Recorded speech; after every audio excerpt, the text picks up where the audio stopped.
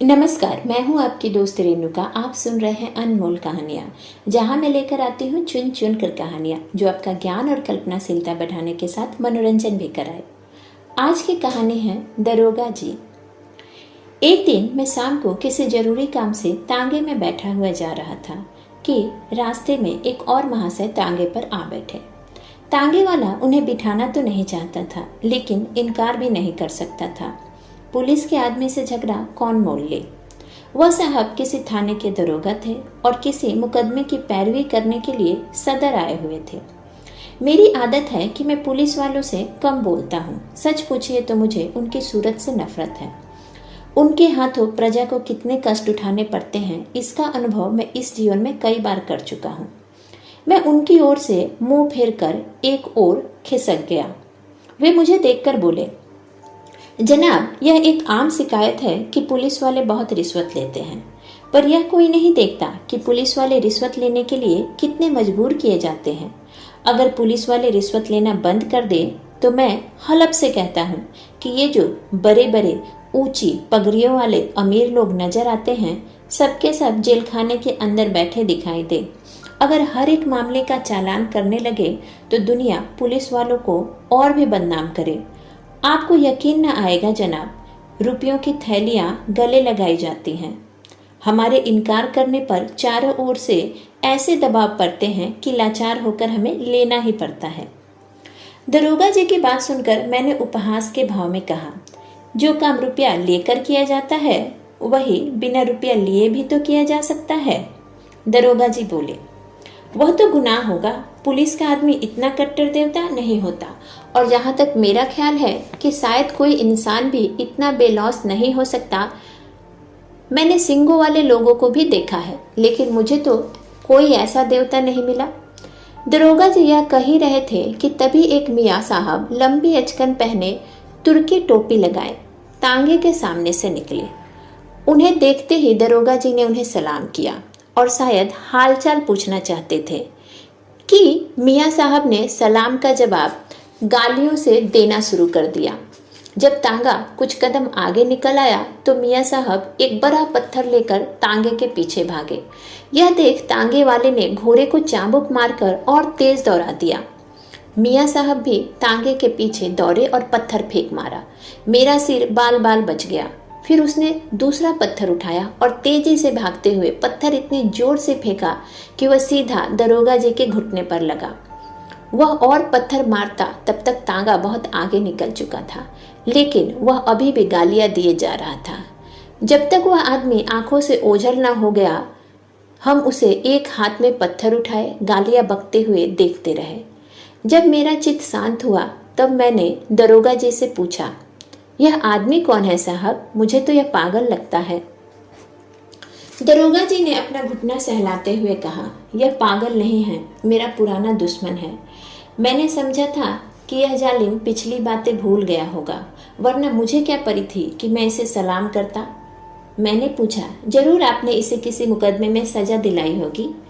दरोगा जी बोले, बड़ी लंबी दास्तां है जनाब, बस इतना ही समझ लीजिए कि इसका बस चले तो मुझे जिंदा ही निगल जाए। आप तो शोक की आग को और भड़का रहे हैं जनाब।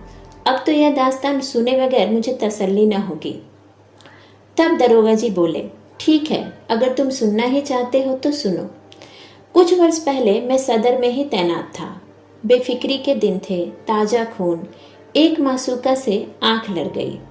आम दरफ्त शुरू हुई। अब भी उस हसीना की याद आती है तो आंखों से आंसू निकल आते हैं।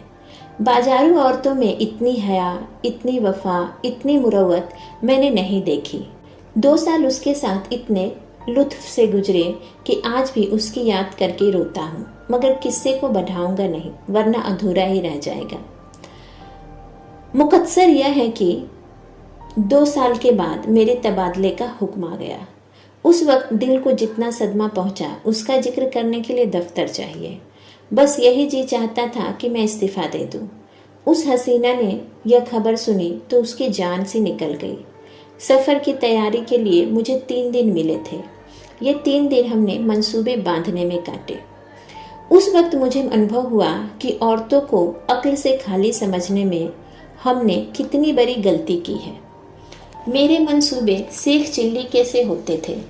कलकत्ते भाग चले, वहाँ कोई दुकान खोल दे या किसी तरह कोई दूसरी तजवीज करता, लेकिन वह यही जवाब देती कि अभी वहाँ जाकर काम करो, जब मकान का बंदोबस्त हो जाए तो मुझे बुला लेना, मैं चली आऊँगी।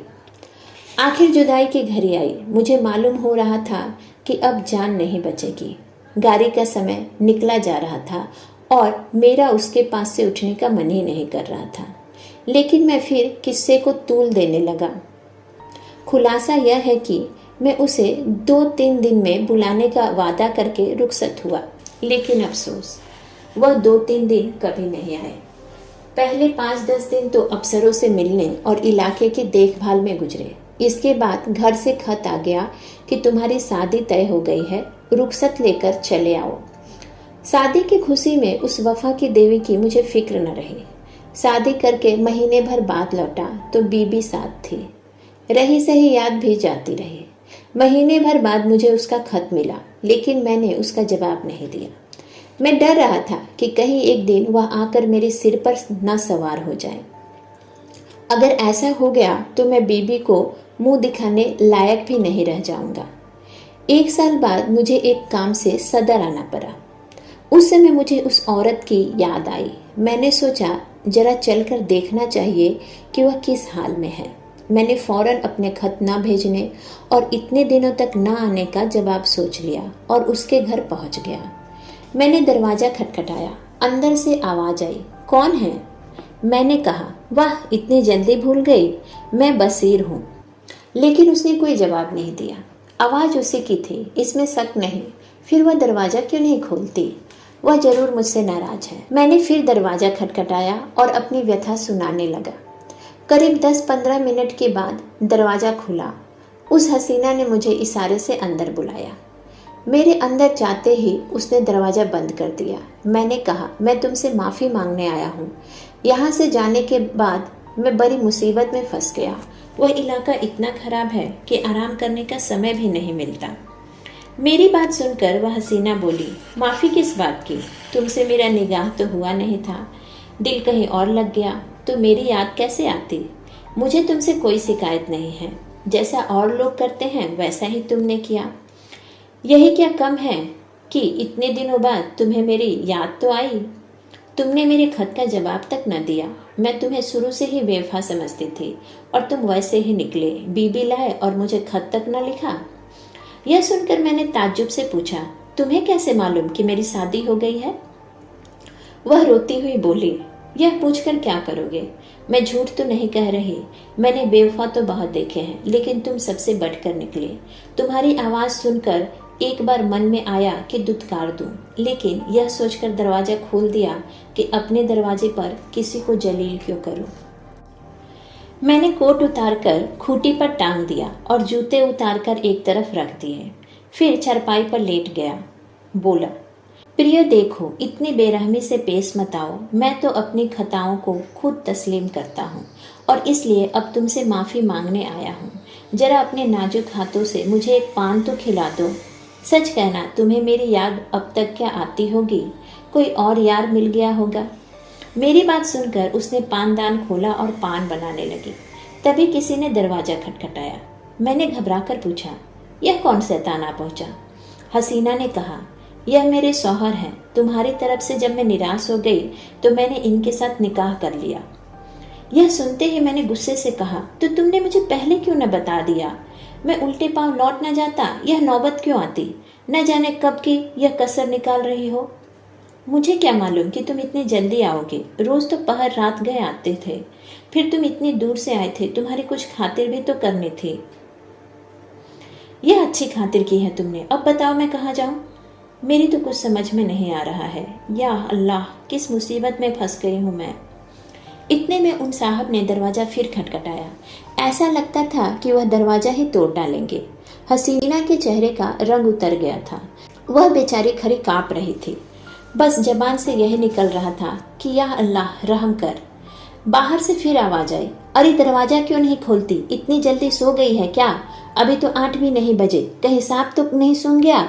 अगर तुमने दरवाज़ा खोलने में तनिक भी देर की तो मैं दरवाज़ा तोड़ दूंगा। मैंने गिड़गिड़ाकर हसीना से कहा, भगवान के लिए मेरे छिपने की कोई जगह बताओ, पिछवाड़े कोई दरवाजा नहीं है? वह सामने एक कोठरी है, तुम उसमें जाकर छिप जाओ। हसीना ने कोठरी खोल दी। मैं अंदर जा घुसा और हसीना ने कोठरी का दरवाजा बंद कर दिया। मुझे कोठरी में बंद करके हसीना ने जाकर सदर दरवाजा खोला और बोली, क्यों दरवाजा तोड़ोगे क्या? आ तो रहे हूँ। मैंने कोठरी के किवारों के दराजों से देखा। वह आदमी हट्टा कट्टा और हिस्ट पुष्ट था। अंदर आते ही वह बोला, तुम इतनी जल्दी सो गई थी क्या? हाँ, जरा आंख लग गई थी। मुझे तो ऐसा मालूम हो रहा था कि तुम किसी से बातें कर रहे हो। वहम की दवा तो हकीम लुकमान के पास भी नहीं है। मैंने साफ सुना, कोई ना कोई था तो जरूर, तुमने उसे कहीं छिपा दिया है। तुम बेवजह मुझ पर शक कर रहे हो। सारा घर तो परा है, देख क्यों नहीं लेते? जरूर देखूंगा, लेकिन मैं तुमसे सीधी तरह पूछता हूँ, बता दो कौन था यहाँ? हसीना ने चाबियों का गुच्छा फेंकते हुए कहा, और कोई था तो घर ही में न होगा। लो, सब जगह देखाओ, सुई तो है नहीं कि मैं छिपा दी हूँ। वह आदमी उसके चकमों में नहीं आया। शायद पहले भी ऐसा चरका खा चुका था। चाबियों का गुच्छा उठाकर वह सबसे पहले मेरी कोठरी के दरवाजे के पास आया और उसके ताले को खोलने की कोशिश करने लगा। गुच्छे में उस ताले की चाबी नहीं थी। वह बोला, इस कोठरी की चाबी कहाँ है? हसीना ने बनावटी लहजे में कहा, अरे तो क्या उसमें कोई छिपा बैठा है? यह तो लकड़ियों से भरी पड़ी है। तुम चाबी देती हो या नहीं? तुम भी कभी कभी पागलों जैसे हरकतें करने लगते हो। अंधेरे में कोई सांप बिच्छू निकल आए तो? ना भैया, मैं उसकी चाबी नहीं दूंगी। मेरी बला से सांप निकले या बिच्छू निकल आए, इस बेहयाई की जिंदगी से तो मौत ही अच्छी है। हसीना ने इधर उधर तलाश करके कहा, न जाने उसकी चाबी कहाँ रख दी, ध्यान ही नहीं आता। मैंने तो आज तक इस कोठरी में ताला लगा हुआ नहीं देखा। मैं तो रोज ताला लगाती हूँ, शायद कभी लगाना भूल गई होंगी तो कह नहीं सकती। क्यों बहाना बना रही हो? चाबी देती हो या नहीं? कह तो रही हूँ कि इस वक्त चाबी नहीं मिल रही। सीधी तरह चाबी दे दो, नहीं तो मैं तुम्हें कच्चा ही चबा जाऊंगा। अब तक मैं कोठरी के अंदर चुपचाप खड़ा उनकी बातें सुन रहा था। मुझे अपने आप पर गुस्सा आ रहा था कि यहाँ क्यों आया। न जाने यह शैतान कैसे पेश आए, कहीं तैस में आकर मुझे मार न डाले। मेरे हाथों में कोई छुरी भी नहीं। या खुदा, अब तू ही मालिक है। दम रोके खड़ा था कि एक पल का भी मौका मिले तो निकल भागूं, लेकिन जब उस मरदूद ने किवारों को जोर से धमधमाना शुरू किया तब तो रूह ही फना हो गई। इधर उधर निगाह डाली कि किसी कोने में छिपने की जगह है या नहीं। किवार के दरवाजों से कुछ रोशनी आ रही थी। ऊपर जो निगाह उठाई तो एक मचान सा दिखाई दिया। डूबते को तिनके का सहारा मिल गया। उचक कर चाहता था कि ऊपर चढ़ जाऊं कि मचान पर एक आदमी को बैठे देखकर उस हालत में मेरे मुंह से चीख निकल आ गई। यह हजरत अचकन पहने, घड़ी लगाए, एक साफा बांधे अकरू बैठे हुए थे। अब मुझे मालूम हुआ कि मेरे दरवाजा खोलने में हसीना ने इतनी देर क्यों लगाई थी। मैं अभी उन्हें देख ही रहा था कि दरवाजे पर मूसल की चोटें पड़ने लगी। किवार कमजोर थे। 2-4 चोटों में ही किवार टूट गए और वह शैतान लालटेन लिए कोठरी में घुस गया। उस समय मेरी क्या हालत थी इसका अंदाजा आप खुद लगा सकते हैं। उसने मुझे देखते ही लालटेन नीचे रखी और मेरी गर्दन पकड़कर बोला, अच्छा तो आप यहाँ तशरीफ रखे हैं, आइए आपकी खातिरदारी करूं, ऐसे मेहमान रोज थोड़े ही मिलते हैं। यह कहते हुए उसने मेरा एक हाथ पकड़कर इतनी जोर से बाहर की तरफ धकेला कि मैं आंगन में औंधा जा गिरा। मैं अभी जमीन से उठने भी ना पाया था कि वह कसाई एक बड़ा सा चाकू लिए मेरी गर्दन पर आ पहुंचा। मगर जनाब हूँ पुलिस का आदमी। उस समय मेरे दिमाग में एक तरकीब सूझ गई। उसने मेरी जान बचा ली, वरना आज मैं आपके साथ तांगे में न बैठा होता। मैंने उसे हाथ जोड़कर कहा, हुजूर मैं बिल्कुल बेकसूर हूँ, मैं तो मीर साहब के साथ यहाँ आया था।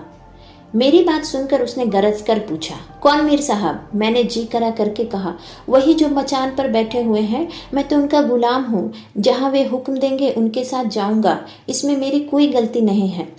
अच्छा तो कोई मीर साहब भी मचान पर तशरीफ रखे हुए हैं। यह कहकर उसने मेरा हाथ पकड़ा और कोठरी में ले जाकर ऊपर मचान की ओर देखा। मीर साहब सिमटे सिमटाए भीगी बिल्ली बने बैठे थे। उसने उनका हाथ पकड़कर एक झटके से धम से नीचे गिरा दिया और उनकी धुनाई करते हुए बोला, तू कौन है बे और यहाँ क्या करने आया था? जी यह आदमी झूठा है, यह मेरा नौकर नहीं है, यह मुझे धोखा देकर यहाँ लाया है। यह क्यों नहीं कहता कि मजे उड़ाने के लिए आया था, दूसरों पर इल्जाम लगाकर अपनी जान बचाना चाहता है। ले, तू भी क्या याद रखेगा कि किसके पाले पड़ा था। यह कहकर उस शैतान ने उसी चाकू से उन साहब की नाक काट दी और मैं मौका पाकर वहां से भाग गया। इसके बाद उन दोनों में कैसी झनी, हसीना के सिर पर क्या आफत आई, इसकी मुझे कुछ जानकारी नहीं है। मैं तब से करीब 20 बार सदर आ चुका हूँ, लेकिन उधर भूल से भी नहीं गया। यह पत्थर फेंकने वाले हजरत वही हैं जिनकी नाक कटी थी। आज न जाने कहाँ से दिख पड़े और मेरी सामत आई कि उन्हें सलाम कर बैठा। आपने उनकी नाक की तरफ शायद ध्यान नहीं दिया। हाँ, अब मुझे ध्यान आया कि उस आदमी की नाक कुछ चपटी तो थी, लेकिन तुमने उस गरीब के साथ ऐसा मजाक क्यों किया? तुम्हें ऐसा नहीं करना चाहिए था। तो और क्या करता? तुम दोनों ने मिलकर उस आदमी को दबा क्यों नहीं दिया? जरूर दबा देते, लेकिन चोर का दिल आधा होता है। उस समय तो अपनी अपनी परी थी कि मुकाबला करने की सोचती। अगर इस झमेले में पड़ जाता तो आबरू अलग जाती और नौकरी से अलग हाथ धोना पड़ता, लेकिन अब इस आदमी से होशियार रहना पड़ेगा।